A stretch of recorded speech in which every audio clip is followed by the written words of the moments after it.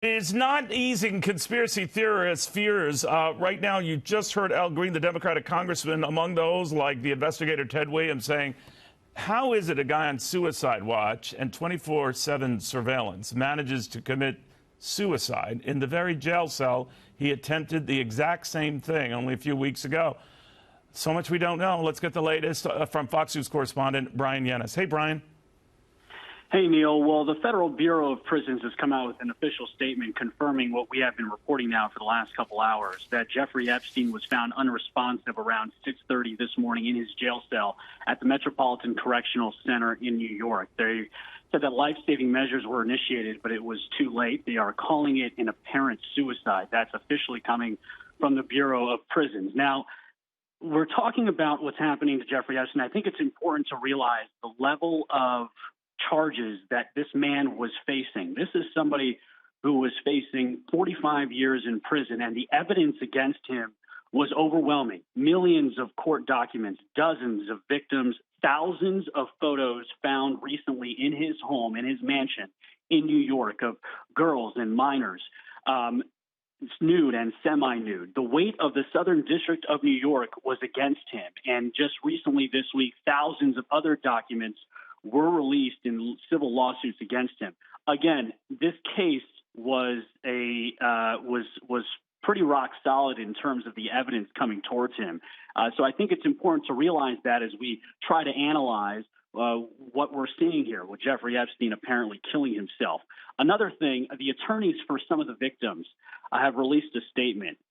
Brad Edwards is an attorney for Virginia Goffrey. She's one of the victims here, one of the people who accused Epstein. And in that statement, it said, the fact that Jeffrey Epstein was able to commit the selfish act of taking his own life as his world of abuse, exploitation, and corruption unraveled is both unfortunate and predictable. The victims deserve to see Epstein held accountable, and he owed it to everyone he hurt to accept responsibility for all the pain he caused. That is some of the sentiment that's now coming from all of these women who had accused this man and who had waited for at least almost 2 decades to see some sort of justice served here. So I also think the thoughts here are now with those people who are trying to now figure out how they are going to see justice done. I think about being in the courtroom when Annie Farmer, who said when she was 16 years old, Epstein had her sent to his New Mexico ranch where he was inappropriate with her, and Courtney Wild, who says she was 14 when Epstein sexually abused her in his Palm Beach home. And I think of both of those victims because both of those alleged victims said they spoke in court at his bail hearing not a few weeks ago, and they said, please, judge, do not let this man out. He is a danger to the community. And in fact, they were really adamant about that. And for them, that was the very first time that they had seen Jeffrey Epstein in a courtroom, and they spoke directly to him and to the court. And that was a moment for them where they were able to finally feel as though they were getting their voices heard. And so I not only am thinking about Annie Farmer and Courtney Wild, but I'm thinking about the dozens of other potential victims here who are now been robbed of the chance to have been able to see justice served, or to at least have had a process and a trial for themselves. In terms of what's next, Neil, quickly here, the Federal Bureau of Prisons has steps that need to be taken. In the event of a suicide, right now they are treating that jail cell as a crime scene. The FBI is now investigating, and now what's now going to happen is there's going to be a report that's going to be put together by a psychologist and others, and it's called a mortality review report. And that's going to be prepared, and it's going to explain essentially what happened here. There's also going to be a psychological reconstruction report.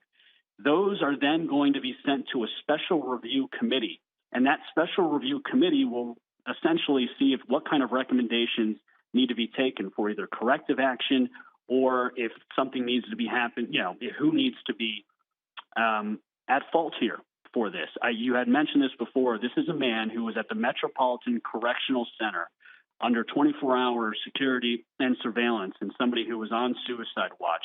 Obviously, right now, there are big, big questions about how this could happen. And obviously, because of this man's connections to politically important people from both sides of the aisle, as well as celebrities and wealthy people, of course, those conspiracy theories are going to be out on Twitter. And until we know more, though, I think, again, it is important to realize the weight of the charges leveled against this guy, and that obviously he had tried to kill himself again. So we'll see. The facts will play itself out here, Neil. But that is what we know so far. Bryan Llenas, thank you very, very much. And to Brian's point, there is presumably tape of this, and you can bet authorities have already searched that tape. The timing early this morning, presumably around 6:30 a.m., when, by almost all accounts, he killed himself. Jeffrey Epstein dead at 66. More after this.